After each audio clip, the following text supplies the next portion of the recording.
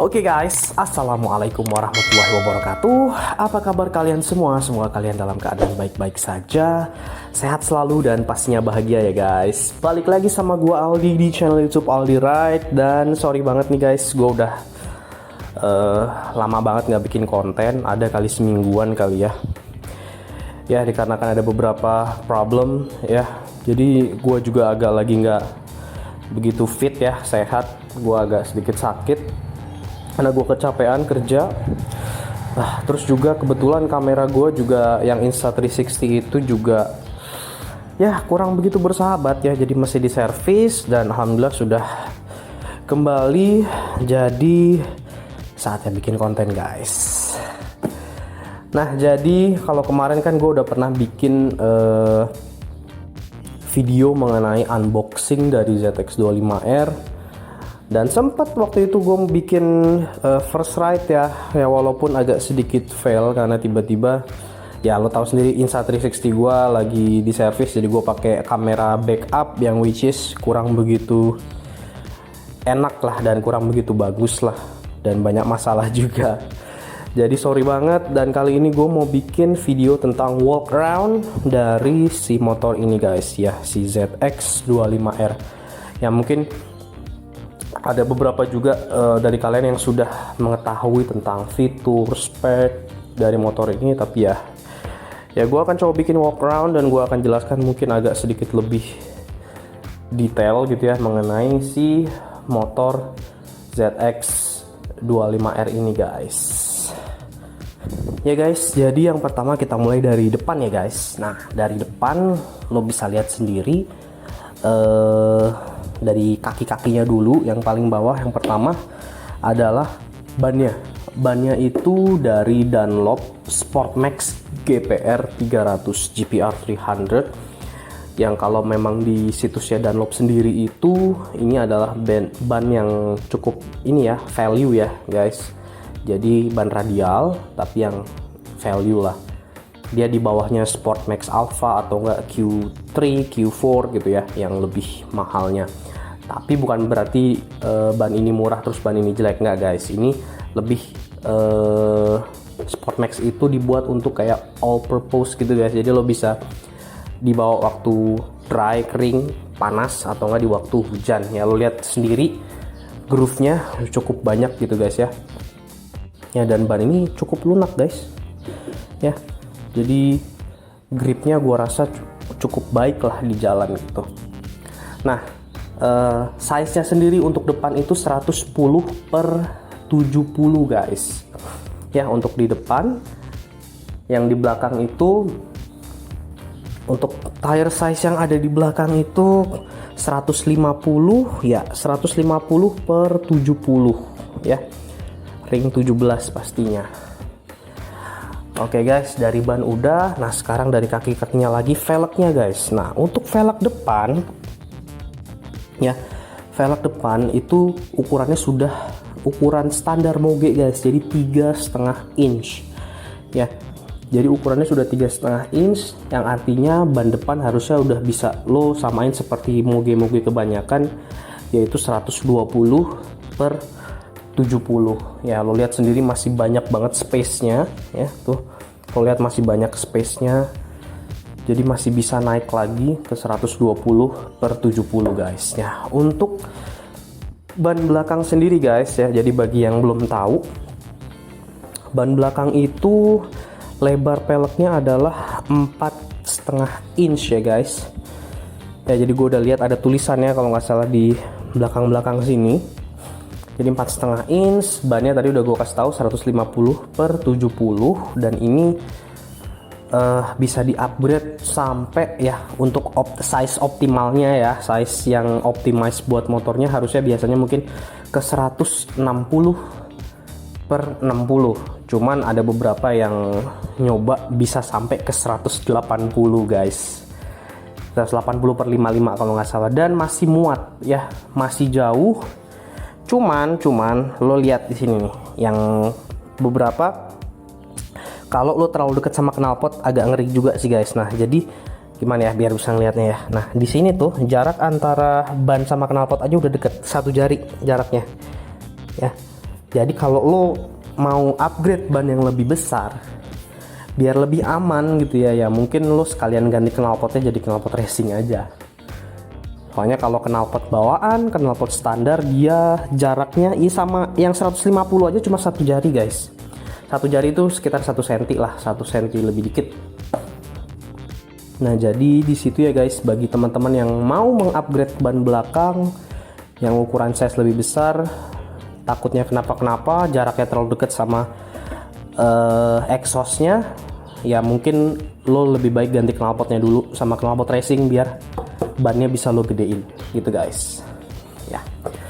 Nah terus dari suspensi guys, nah suspensinya sudah upside down ya. Untuk suspensi depan sudah upside down dari Showa SFF BP guys ya. Lo bisa lihat di sini ada tulisannya Showa SFF BP Separated Function Fork Big Piston ya. Jadi kiri sama kanan beda, mungkin yang sebelah isinya spring doang, yang sebelah kanan mungkin yang ngurusin rebound and compression gitu ya, gua nggak tahu juga ya. Jadi suspensinya sudah upside down 37 mm guys ya. Dan ini gue lihat di brosurnya kalau nggak salah sudah dilengkapi dengan top out spring ya. Jadi springnya itu ada dua guys, jadi ada spring yang kecil di sini sama spring yang besarnya di bawahnya, di tengahnya gitu guys. Nah jadi fungsinya apa? Kalau gue baca-baca dan gue denger informasi dari situs MotoGP ya, jadi itu teknologi MotoGP loh guys, gila kan ya. Jadi kalau misalkan suspensinya lo setting terlalu keras gitu ya, ya mungkin lo dalam performa braking lebih enak, weight transfernya juga lebih enak lah gitu. Tapi pas lo belok, lo cornering, karena suspensinya terlalu keras, kalau ada bump atau jalannya nggak rata, itu bikin motor lo jadi nggak stabil, ajluk-ajlukan, dan lo nggak pengen kalau lo lagi cornering terus ajluk-ajlukan lah gitu. Nah tapi kalau lo bikin suspensinya terlalu soft, terlalu lembut, ya pertama pada saat lo braking malah nggak enak guys. Lo braking malah bener-bener weight transfer terlalu ke depan, bisa jadi mungkin mentok suspensi depan, akhirnya ban belakangnya ngangkat gitu ya, jadi nggak stabil, jadi oglek gitu kan.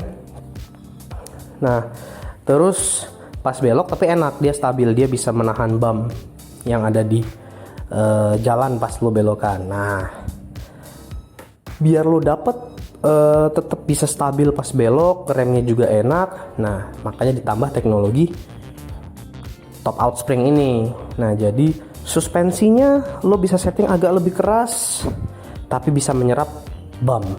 Nah jadi pada saat lo ngerem, suspensi yang utama bekerja tuh guys, bener-bener dia weight transfernya biar stabil, nggak terlalu ke depan pada saat ngerem, artinya pengereman lo tuh bisa lebih efektif. Dan pada saat lo cornering guys, lo cornering, nah untuk menyerap bump mikro bump itu pada saat lo cornering bisa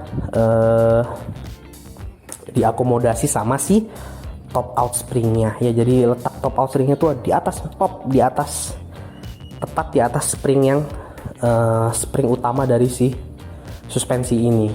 Nah jadi gitu ya. Dan ini berlaku untuk suspensi depan dan suspensi belakang. Tapi suspensi belakang kalau nggak salah ini belum ada top out springnya. Tapi kalau suspensi depan di brosurnya kalau nggak salah gue baca ada deh. Nanti gue coba cek di brosurnya ya. Pokoknya aduh, teknologi upside down aja menurut gue udah keren banget gitu ya. Nggak usah pakai top out spring, nggak usah pakai separated function fork gitu ya. Udah mantep banget. Nanti gue akan kasih tahu suspension set-nya ya di video yang lain ya. Jadi gue udah ngitung riders set-nya ya. Jadi khusus untuk gue ya, untuk berat badan gue, untuk aparel yang gue pakai, rider set-nya udah gue hitung depan dan belakang. Dan gue akan ceritain tentang suspensi belakang juga nanti ya, karena gue ada beberapa yang gue adjust dari suspensi belakang. Oke, dari suspensi depan kayak gitu, dan masuk ke suspensi belakang yaitu horizontal back link. Ya, jadi bisa lo lihat strukturnya, lo lihat ada suspensinya ke situ ya. Terus ada linknya tuh di bawah, sampai ada link yang ada di bawah gini, ada kayak mana, kelihatan nggak dari sini tuh ya. Nah tuh ada kayak apa, linknya ke bawah juga. Jadi desain suspensinya gue suka nih, kayak banyak tiang-tiangnya gitu guys. Saya lihat bentuknya juga horizontal ya. Nah, jadi ini horizontal backlink suspension. Jadi lo bisa adjust preload. Tadi suspensi depan nggak bisa di adjust ya guys. Nah, itu minusnya, suspensi depan tidak bisa di adjust preloadnya, apalagi compression dan reboundnya ya guys. Nah, kalau belakang setidaknya kita yang bisa adjust adalah preloadnya guys. Nah, di sini ada puter-puteran, diputer di sini menggunakan kunci yang dikasih dari Kawasaki-nya guys. Ya, kunci suspensi biasa sih. Nah, lo bisa lihat bentuknya tidur. Ini mirip-mirip kayak ZX10R. Horizontal backlink. Nah, dia ada linknya tuh guys. Nah, ada linknya, terus ada seal karetnya juga. Nah, ini fungsinya kalau dia ada link dan ada karetnya, dia pasti buat meredam getaran. Ya, dan gue udah pernah first ride motor ini, dan memang betul guys, bener-bener halus banget. Getaran-getaran di jalan bisa diminimalisir dengan adanya link ya. Dan apalagi guys, suspensi udah kita bahas. Pengereman guys. Nah, mulai dari yang pengereman di depan. Nah, pengereman di depan, nah ini spesial banget dari motor ini guys, yaitu dia pakai, pertama mounting pengeremannya sendiri, dia lo lihat ini udah radial ya, jadi ke arah sana tuh guys. Jadi ke arah sana, nggak ngebaut dari depan gini, tapi dia bautnya ke arah sana. Nah, dan ini kalipernya juga bukan kaliper yang kaleng-kaleng, bukan yang main-main. Dia pakai kaliper monoblok juga, monoblok dan 4 piston. Lihat di situ ada 4 potnya, 1 2 di sebelah sana, 3 4. Jadi 4 piston monoblok kaliper ya. Jadi monoblok itu adalah, jadi kaliper ini itu dibuat dari satu billet atau satu blok atau satu balok bahan metal ya. Jadi dia bukan di casting gitu, enggak. Dia jadi ada balok metal, terus di machining ya, di machining, digerinda, dibentuk supaya menjadi kaliper. Nah, apa kelebihannya, keunggulannya dari kaliper biasa gitu ya? Kaliper yang biasanya bukan monoblok, mungkin dia dual block ya, twin block, jadi dua dimur jadi satu. Nah, yang pasnya kalau dimur jadi satu, banyak terjadi titik lemahnya lebih banyak daripada yang monoblok pastinya. Dan secara mikrostruktur juga jelas yang monoblok lebih bagus mikrostrukturnya. Jadi sehingga kekuatan beban yang diterima itu bisa tersebar merata di seluruh kaliper. Beda dengan yang twin block, bebannya itu mungkin bakalan tersebar di titik-titik tempat joinnya guys, tempat dia dihubungkan jadi satu ya. Jadi intinya biar gampang ya buat pendengar yang awam, monoblok jelas lebih bagus daripada yang twin block secara transfer beban. Tapi mungkin saja di luar sana sudah ada teknologi yang membuat kaliper twin block tapi mungkin performanya bahkan lebih bagus daripada monoblok. Tapi setahu gue monoblok masih lebih superior. Ditambah materialnya, mungkin material-material yang eksotik itu yang bagus ya, material yang ringan, yang kuat, yang tahan panas. Contoh seperti nikel, titanium. Kalau ini gue nggak tahu bahannya apa, tapi ini yang penting monoblok sehingga dia kuat. Selain kuat juga dia bisa menahan bebannya lebih baik daripada kaliper yang twin block.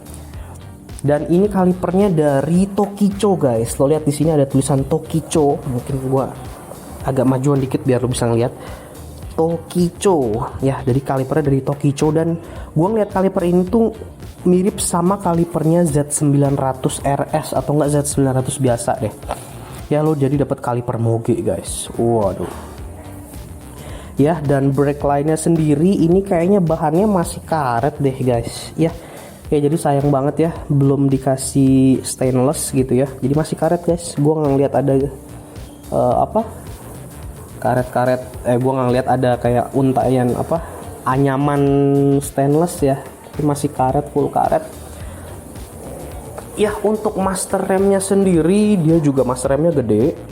Nah ini yang gue suka, master remnya gede di sini.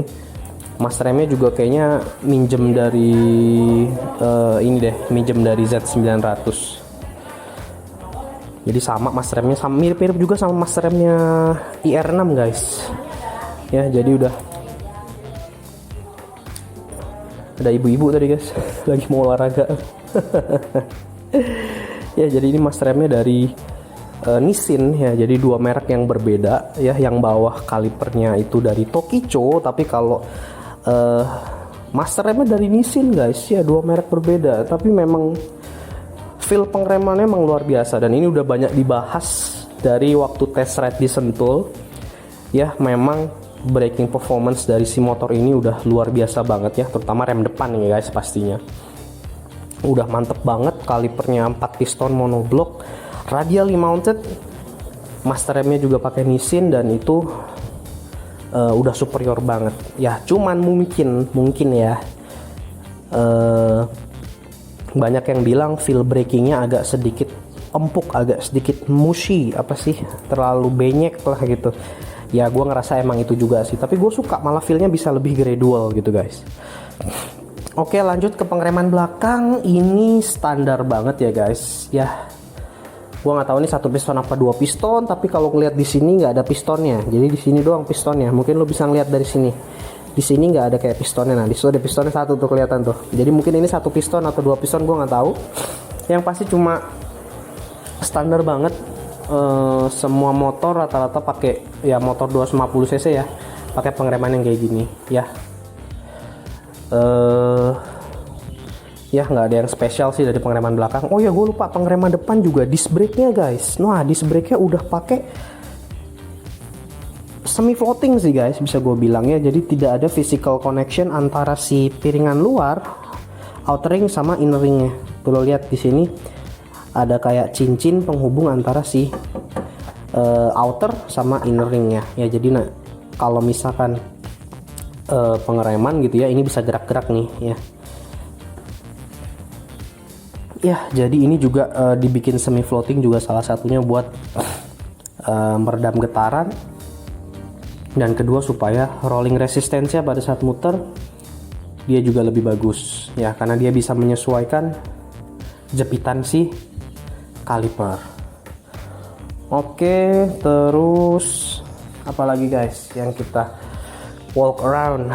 Chassisnya. Oh ya, chassisnya guys ya. Chassisnya trellis, cuman kalau lo lihat guys, tuh lo lihat, ini yang gue suka dari chassisnya adalah ini ya guys, trellis frame ya guys. Nah, cuman kelihatannya kok kayak ada sedikit sentuhan delta box di daerah sini nih.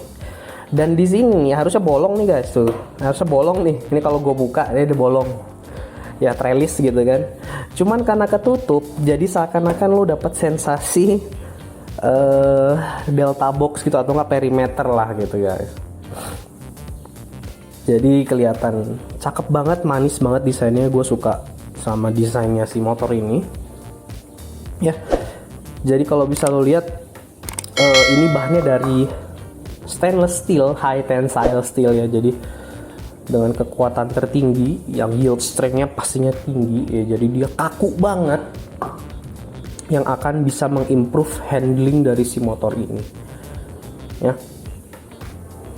Ya gue belum coba terlalu jauh sih guys untuk sampai ngebut sampai gimana untuk bisa melihat apa kehebatan si chassisnya ini.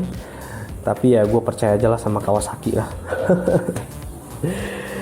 Ya, terus apalagi guys yang mau kita bahas ya.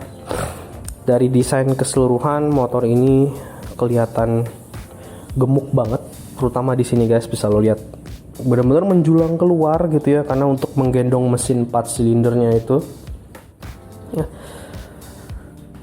Ya, terus lo lihat di sini ada air scoop-nya ya buat masuk udara, dan ini berfungsi katanya di sekitar 100 km ke atas, 100 km per jam ke atas kalau lagi speeding naik motor ini. Nah ini baru berfungsi optimal, bukan nggak berfungsi ya di RPM bawah, tapi baru berfungsi optimal ya, karena ada udara yang masuk sehingga tenaganya itu diklaim sama Kawasaki bisa sampai 51 horsepower ya dengan menggunakan rem air. Kalau misalkan rem airnya nggak dipakai gitu ya, nggak berfungsi optimal, dia turun ke 50 horsepower ya. Terus ada beberapa fitur-fitur lagi, fitur penunjang, karena gue belinya juga yang ZX25R SE Special Edition ya. Nah jadi ada quick shiftnya guys. Jadi lo lihat ada quick shift di sini. Quick shiftnya sudah terpasang secara pabrikan. Nah quick shift pabrikan, dan ini sudah quick shift untuk upshift ya guys, dan ada auto blippernya juga. Jadi turun giginya juga lo udah nggak perlu bejek-bejek kopling, tangan kiri lo nggak akan pegel, nggak akan sakit. Lo cuma di awal doang buat ngejalanin motornya, sisanya di jalan ya gue udah pernah nyoba juga, mau pelan mau kenceng lo tinggal tekan congkel aja, udah tekan congkel dia nanti ganti gigi sendiri tanpa perlu lo pencet-pencet kopling lagi. Ini bener-bener convenience banget sih guys. Kalau lo pengendara males-malesan kayak gue gini, ini quick shift tuh udah enak banget. Cuman ya ada beberapa ya, kadang-kadang memang quick shiftnya itu tidak berjalan mulus ya. Kadang kill time-nya kecepatan, kadang kill time-nya kelambatan. Ya dia memang otomatis dia bisa adjust kill time-nya gitu ya. Kalau menurut gue sih komputernya tuh udah canggih lah gitu. Ya cuman kadang-kadang suka nggak sama ya, kadang masih suka ngejeledak pas ganti gigi gitu ya, karena banyak banget variabelnya pada saat lo lagi cruising. Gasnya kadang-kadang lo nggak konstan gitu ya, terus tiba-tiba lo ganti gigi, dia menentukan RPM-nya salah gitu kan, menentukan bukaan throttle-nya juga salah, jadinya suka ngejeledak gitu ya. Gue nggak tahu juga sih ya yang pasti. Tapi kalau di RPM tinggi di atas 10.000 RPM itu halus, benar-benar cepet, dak dak dak dak dak, turunnya juga deng deng deng deng deng, pokoknya mantep ya.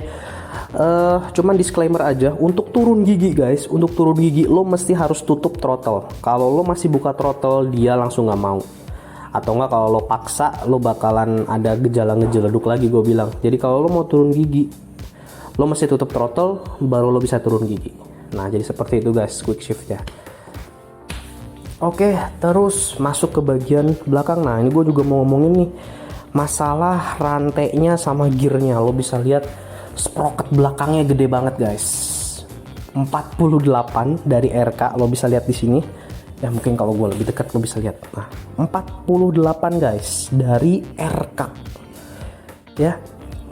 Begitu juga dengan gearnya size-nya lo bisa lihat di sini ada tulisan 520 ya, size-nya 520. Dan yang menarik ya guys, rantainya juga dikasihnya bukan rantai yang kaleng-kaleng gitu loh. Lo lihat sendiri, lihat rantainya ya, ada o-ringnya ya, lo bisa lihat ada o-ringnya tuh ya. Ya jadi dia putarannya lebih halus, nggak bunyi krecek-krecek ya. Cuman ada beberapa yang ngebahas tentang rantai o-ring. Rantai o-ring itu lebih kaku sih guys ya, mungkin lebih lemes rantai X-ring katanya. Gue lihat di Digi Auto gitu ya, Digi Auto tuh juga ngebahasnya, gue senangnya detail ya, mantap ya. Terus di sini juga lo lihat sendiri gue pakai pedok, berarti dia sudah diincludekan dudukan jalur pedok lah. Lo tinggal bisa beli jalur pedoknya sendiri. Ini bautnya ukuran 8 mm. Gue lupa 8 apa 10 ya. Ada tulisannya nggak di sini? Ini gue pakai Kenmoto ya guys. Belinya di Lace Motor. Gue lupa sih guys, 8 apa 10 gitu ukurannya ya. Tapi lo udah dapat dudukannya, lo tinggal baut L, lo tinggal pasang. Ya, terus beberapa aksesoris yang lo dapet dari ZX25R adalah ini. Lo dapet frame slider. Ya enaknya gue seneng Kawasaki itu selalu ngasih yang komplit, semua dapat all in ya. Ini gue suka banget nih, ini fitur yang paling gue suka. Lo nggak perlu beli-beli lagi, lo udah dikasih. Nah terus juga lo lihat Levernya udah adjustable, jadi gue bingung. Tadinya gue udah mikir gue bakal mau beli lever lah, gara-gara iklannya itu kan ada yang sniper itu kan. Nah, ternyata levernya udah adjustable guys, jadi lo bisa nih dari yang satu yang paling jauh, tapi pas buat tangan gue ada yang 5 yang paling terlalu pendek. Lo lihat jari gue kelebihan ya, jadi gue biasa di 1.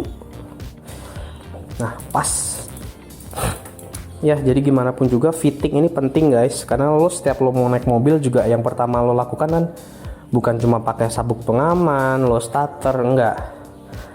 Lo harus sesuaikan dulu setirnya, di adjust dulu teleskopiknya gimana, sejauh apa, joknya juga sama, mundur maju. Nah sama kalau di motor itu yang kita bisa adjustable aja, handle-nya lo ngeremnya pas nggak tangan lo, terus naik turunnya ya alhamdulillahnya nggak perlu gue ganti-ganti, udah pas. Yang sebelah kiri juga sama guys, koplingnya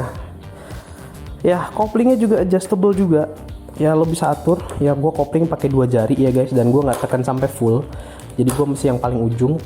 Dia juga settingan bawaan pabriknya juga sama, udah memenuhi syarat 1-2 mili di sini ya, 1-2 mili tuh. Ini juga gue nonton Kobeni di One Dream Motorshop juga sama, penyetelan kopling itu harus 1-2 mili di sini ya. Ibaratnya jarak apanya tuh, jarak free play-nya itu 1-2 mili. Ini udah sesuai ya, tanpa gue adjust lagi dari pabrikan.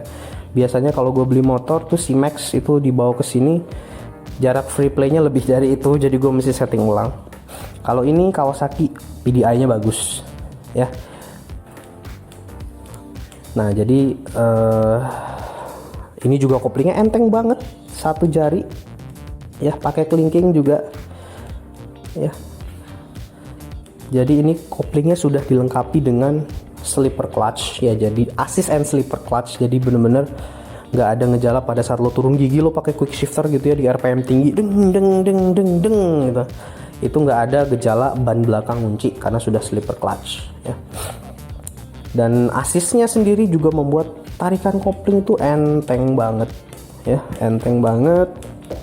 Dan ini juga levernya lagi-lagi yang gue suka, bisa di adjust dari yang paling pendek nih kependekan sih.